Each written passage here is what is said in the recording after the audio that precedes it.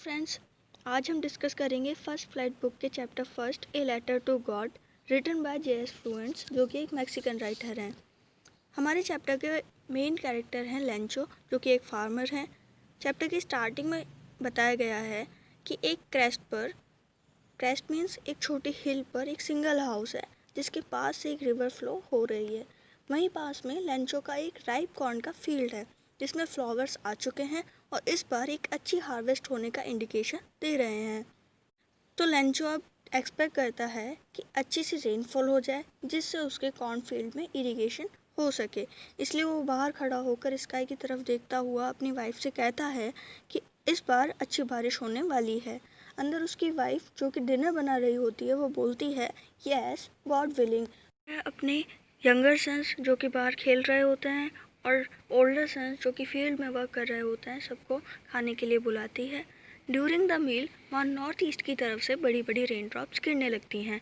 Lencho became happy and वह कहने लगता है कि ये रेन ड्रॉप्स नहीं हैं बल्कि ये 10 और 5 सेंट पीसेस हैं, क्योंकि इस रेन से उसकी हार्वेस्ट अच्छी होगी और वो उन्हें मार्केट में बेचकर अच्छी अर्निंग कर पाएगा।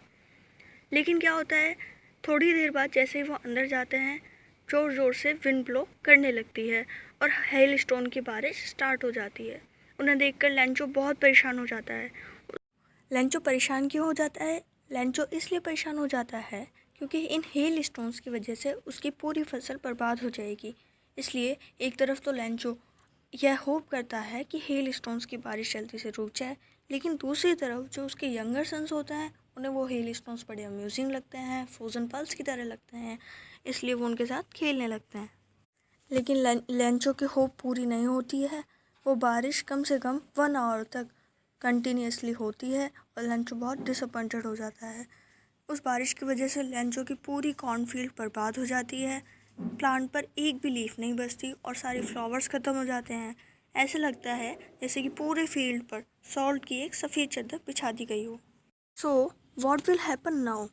लेंचो एक फार्मर था, उसके पास अर्निंग का ओनली सोर्स यह हार्वेस्ट ही थी, इसलिए वो बहुत ज़्यादा परेशान हो जाता है। उसे रात में नींद भी नहीं आती। लेकिन लेंचो उदास होते हुए भी उसके मन में गॉड के लिए बहुत ही ज़्यादा फेथ होता है, इसलिए वो डिसाइड करता है कि वो गॉड को एक लेटर लिखेगा। वो एक लेटर लिखता है कि गॉड, हेल स्टोन्स की वजह से हमारी पूरी हार्वेस्ट ख़राब हो गई है, हमारे पास खाने के लिए भी कुछ नहीं बचा है, तो मुझे नई हार्वेस्ट रेडी करने के लिए और तब तक के लिए अपनी फैमिली के एसेंशियल नीड्स को पूरा करने के लिए 100 पेसोस की ज़रूरत है। इस तरह लेटर लिखकर लेंचो उसे पोस्ट कर देता है। After that what happen?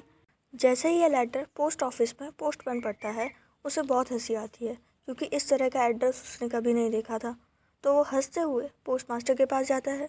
Postmaster friendly nature का और थोड़ा फैटी टाइप का आदमी होता है। जब वह उस एड्रेस को देखता है और बाद में उस लेटर को पढ़ता है तो उसे बहुत ही ज़्यादा हंसी आती है।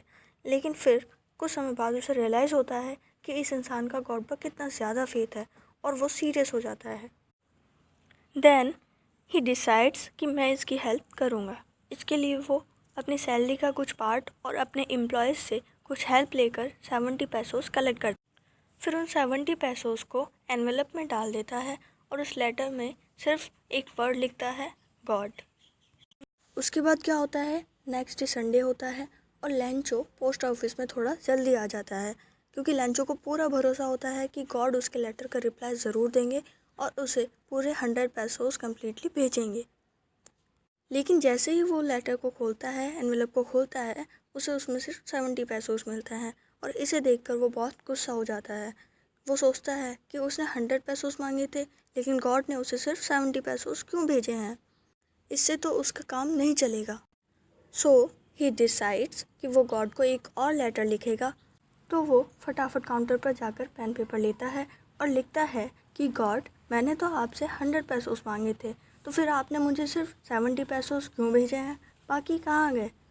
एंड इसमें तो मेरी पूरी ज़रूरत फुलफ़िल नहीं हो पाएगी, इसलिए आप मुझे बाकी के पेसोस भी भेज देना। और हाँ, आप उन्हें मेल के थ्रू मत भेजना क्योंकि ये पोस्ट ऑफिस के जो वर्कर्स हैं वो क्रूक्स हैं। क्रूक्स मतलब वो बहुत चोर हैं और वो मेरे पेसोस बीच में ही चुरा लेते हैं। सो फ्रेंड्स, यहाँ पर बताया गया है कि लेंचो को गॉड पर तो पूरा विश्वास था, लेकिन उसे किसी और पर बिल्कुल भी फेथ नहीं था। वो गॉड पर अंधविश्वास रखता था। उसे ये नहीं पता था कि गॉड पैसे नहीं भेज सकते, ये पैसे किसी और ने भेजे हैं।